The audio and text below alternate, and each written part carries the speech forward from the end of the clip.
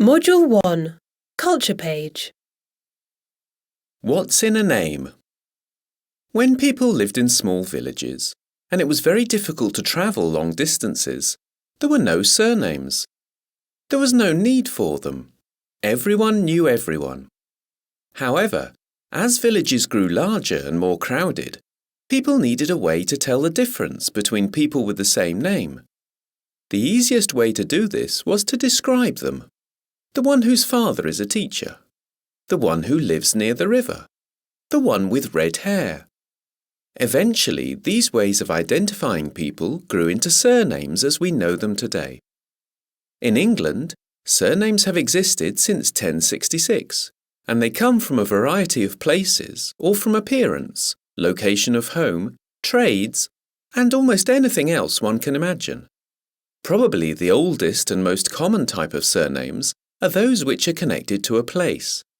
People took the name of the town they lived in, such as London or Cambridge, or sometimes features of the landscape near their house. Wood, for example, would be an obvious surname for someone who lived near a wood. A person who lived near a bridge could end up with the surname Bridge. Another common surname was the name of the person's father with the ending S or son, Roberts or Robertson, for example. A clear way of identifying them as the son of the one named. Descriptive names such as Little or Oldman also often appear. The most common British surname today is Smith. This name, of course, comes from a trade. Anyone called Smith probably has a blacksmith or two among their ancestors.